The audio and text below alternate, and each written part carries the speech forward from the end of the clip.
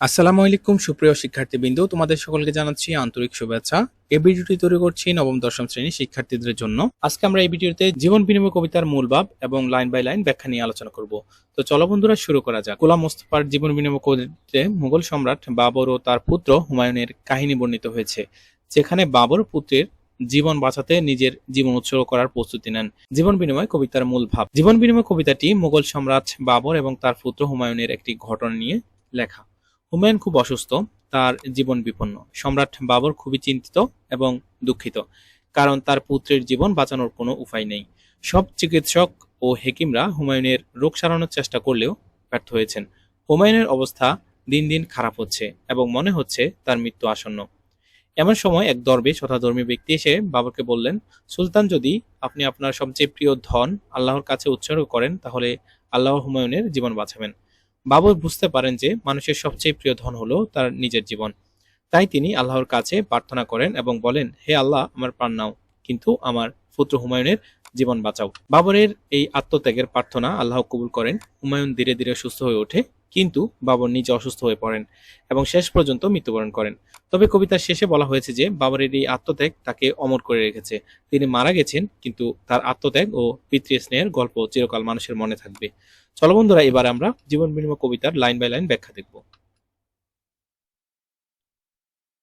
বাম পাশে কবিতার লাইন দেওয়া এবং ডান পাশে তার ব্যাখ্যা। বাদশা বাবর কাঁদিয়া ফিরেছে নির্দাহী চোখে তার, পুত্র তাহার হুমায়ুন বুঝি বাঁচে না এবার আর। এখানে নিহিত অর্থ ঘুম। বাবরের পুত্র হুমায়ুন খুবই অসুস্থ, তার অবস্থা এতটাই খারাপ যে মনে হচ্ছে এবার তিনি বাঁচবেন না। বাবর এই ভেবে আরো বেশি ভেঙে পড়েছেন। তিনি এতটাই দুঃখে আছেন যে তার চোখে ঘুম নেই। তিনি সারাক্ষণ কাঁদছেন এবং অস্থির হয়ে ঘুরে বেড়াচ্ছেন। চারিধারে তার ঘনাইয়া আসিছে মরণ অন্ধকার। হুমায়ুনের চারপাশে মৃত্যুর অন্ধকার ঘনিয়ে আসছে, অর্থাৎ তার মৃত্যু খুব কাছাকাছি। রাজ্যের যত বিজ্ঞ হেকিম কবিরাজ দরবেশ এসেছে, সবাই দিতেছে বসিয়া ব্যবস্থা সবিশেষ, অর্থাৎ রাজ্যের সব চিকিৎসক, কবিরাজ এবং ধর্মীয় ব্যক্তিরা হুমায়ুনের রোগ সারানোর চেষ্টা করছেন। সেবা যত্নের বিধিবিধানের ত্রুটি নাহি একলেশ, তবু তার সেই দুরন্ত রোগ হটিতেছে না ক্ষয়।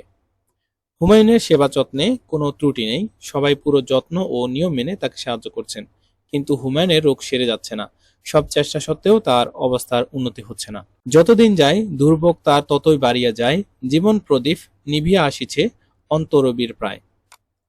দিন দিন যাচ্ছে, দিন যত যাচ্ছে হুমায়ুনের কষ্ট তত বাড়ছে, তার অবস্থা দিন দিন খারাপ হচ্ছে। হুমায়ুনের জীবন প্রদীপ অর্থাৎ জীবন শক্তি নিভে আসছে, অর্থাৎ তার মৃত্যু খুব কাছাকাছি।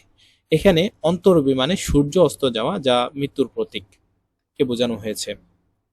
সুধালো বাবর ব্যগ্র কণ্ঠে বিষক বৃন্দে ডাকি, বলো বলো আজি সত্যি করিয়া দিও না কোমরে ফাঁকি। বিষক বিন্দু বলতে এখানে চিকিৎসকদেরকে বুঝিয়েছেন।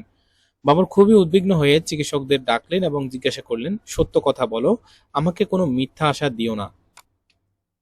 এই রোগ হতে বাদশাহজাদার মুক্তি মিলবে নাকি? বাবর জিজ্ঞাসা করলেন, এই রোগ থেকে হুমায়ুনের মুক্তি মিলবে কি?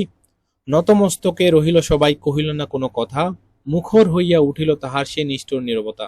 তাহাদের চিকিৎসকরা মাথা নিচু করে রইলেন এবং কোনো উত্তর দিলেন না। তারা বুঝতে পেরেছিলেন যে হুমায়ুনের অবস্থা আশাহীন।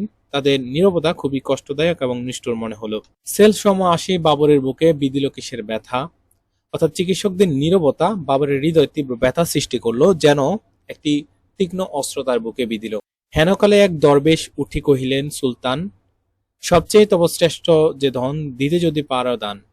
হেনকালে অর্থাৎ এমন সময় একজন দরবেশ উঠে দাঁড়ালেন এবং বাবরকে বললেন, হে সুলতান। দরবেশ বললেন, আপনার সবচেয়ে প্রিয় ধন যদি আপনি দান করতে পারেন, খুশি হয়ে তবে বাঁচাবে আল্লাহ বাদশাহজাদার প্রাণ। তাহলে আল্লাহ খুশি হয়ে হুমায়ুনের জীবন বাঁচাবেন।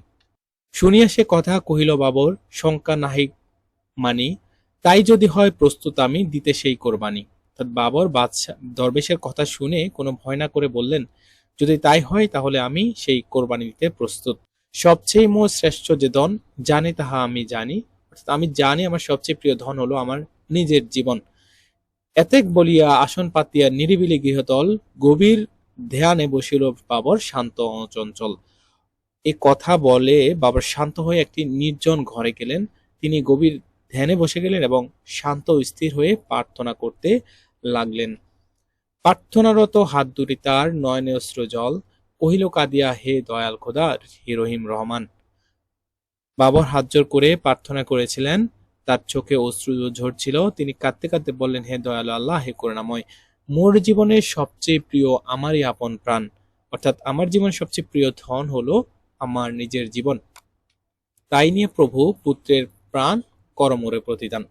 অর্থাৎ তাই নিয়ে, অর্থাৎ বাবরের জীবন নিয়ে তোমার কাছে উৎসর্গ করছি, মানে বাবরের জীবন নিজে উৎসর্গ করছে, এর বিনিময়ে আমার পুত্রের জীবন বাঁচা, অর্থাৎ বাবরের পুত্রের জীবন বাঁচানোর জন্য বাবর আল্লাহর কাছে প্রার্থনা করছেন। স্তব্ধ নীরব গৃহতল, মুখে নাহি কারো বাণী, অর্থাৎ ঘরটি সম্পূর্ণ নীরব হয়ে গেল, কেউ কোনো কথা বলল না। গভীর রজনী, সুপ্তি মগন নিখিল বিশ্বরানী। গভীর রাত, সবাই ঘুমিয়ে পড়ছে, পুরো বিশ্ব যেন ঘুমের কোলে শান্ত। আকাশে বাতাসে ধ্বনিতেছে যেন গোপন কি কানাকানি। আকাশে বাতাসে যেন কানাকানি শব্দ হচ্ছে, মনে হচ্ছে আল্লাহ বাবরের প্রার্থনা শুনছেন।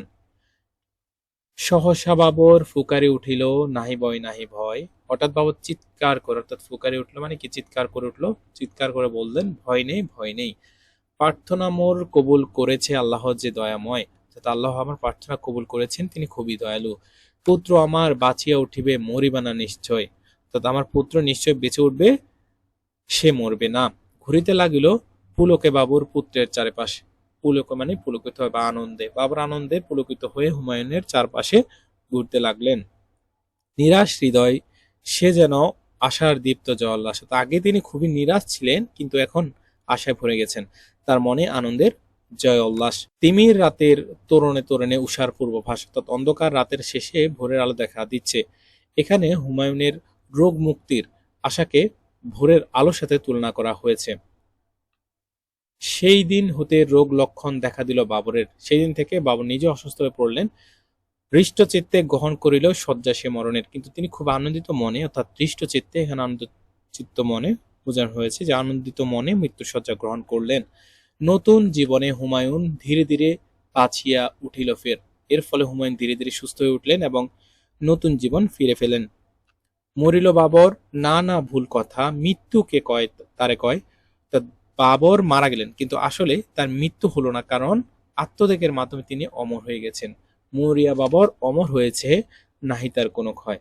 বাবর মারা গেলেও তার আত্মত্যাগের গল্প চিরকাল মানুষের মনে থাকবে, তার কোনো ক্ষয় নেই। পিতৃস্নেহের কাছে হইয়াছে মরণের পরাজয়। পিতা স্নেহ এতটাই মহান যে তার মৃত্যুকে জয় করে ফেলেছে। বাবরের আত্মত্যাগের মাধ্যমে মৃত্যু পরাজিত হয়েছে।